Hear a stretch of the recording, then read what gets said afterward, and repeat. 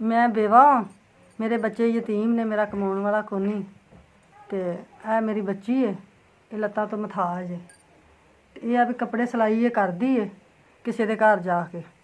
यह भी इनू कोई 200-400 नहीं देंदे, 200 ही देंदे सन। तो यह भी चलो घर सीवेगी, चलो साडा घर का खर्चा तुरया रहेगा, तो कोई अपनी कर लिया करेगी मजदूर। ये मजदूर है, मैं किसी के घर इनू छड्ड के आउनी हाँ, लैके आउनी हाँ।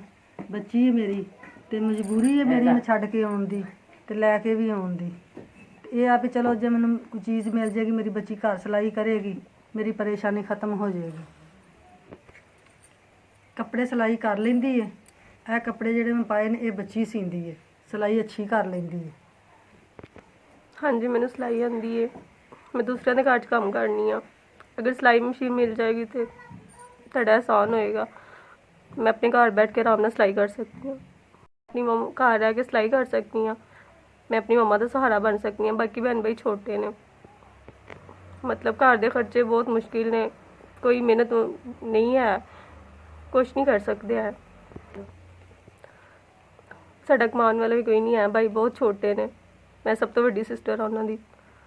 हिम्मत कोई नहीं है, बस एक वाह तरीका है सिलाई मशीन अगर मिल जाए तो बहुत आसान होएगा इस कमान का मेरे को, क्योंकि मैं बिल्कुल मजबूर हाँ।